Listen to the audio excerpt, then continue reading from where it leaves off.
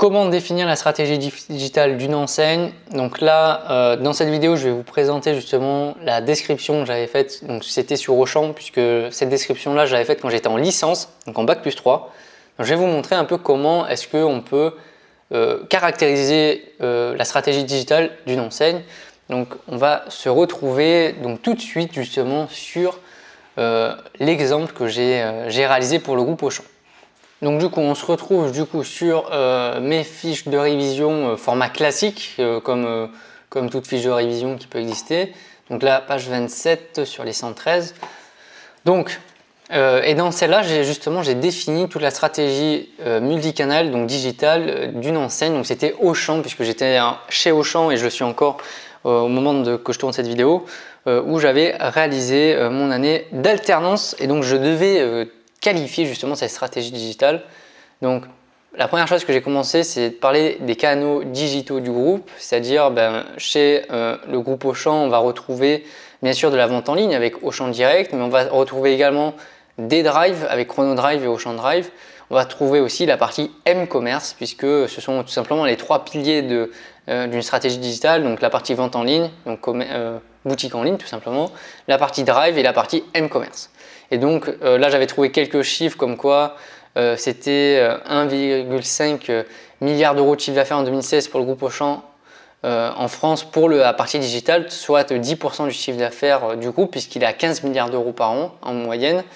Tout simplement après je parle aussi de quelques alliances, affiliations avec d'autres grands réseaux pour développer ses compétences dans le digital. Donc ensuite, une fois que j'ai défini une petite introduction sur quels sont les canaux digitaux du groupe, très rapidement, donc on va les définir un par un.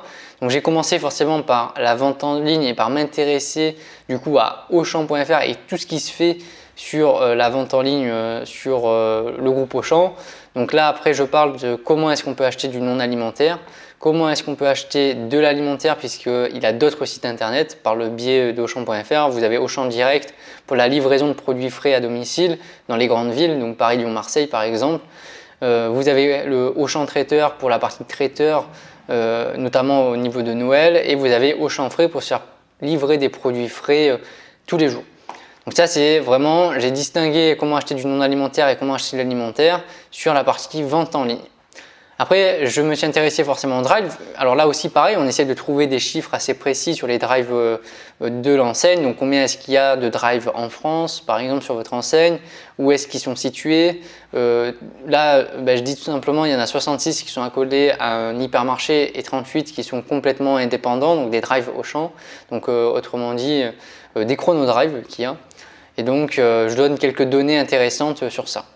Après je parle de la filiale du coup Chronodrive et tout comme un peu pour le Drive Auchan, je parle à la fois du nombre bien sûr de points de vente que vous trouvez, mais également je parle un peu de comment est-ce que ça peut fonctionner.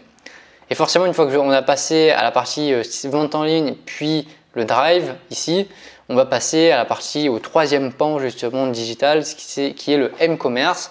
Donc là, on va parler justement des différentes applications développées par le groupe Auchan, puisque c'était sur Auchan, qui existent et qui ont été créées par le groupe et à quoi elles servent justement. Donc l'application Auchan.fr pour faire ses propres courses. Vous avez l'application Auchan Drive, Auchan Direct, Auchan Photo, donc il y a un service supplémentaire, et Auchan pour les centres commerciaux qui est aussi un service. Donc là, on parle d'application de service. Il y a quelque chose que j'ai pas mis dans cette description mais qu'on aurait pu mettre dans la partie digitale. Là, on a vraiment distingué les canaux de distribution donc, dans la stratégie multicanal. Vous pouvez aussi faire un onglet sur la partie communication digitale ensuite et donc parler des réseaux sociaux qui peuvent être utilisés par l'enseigne.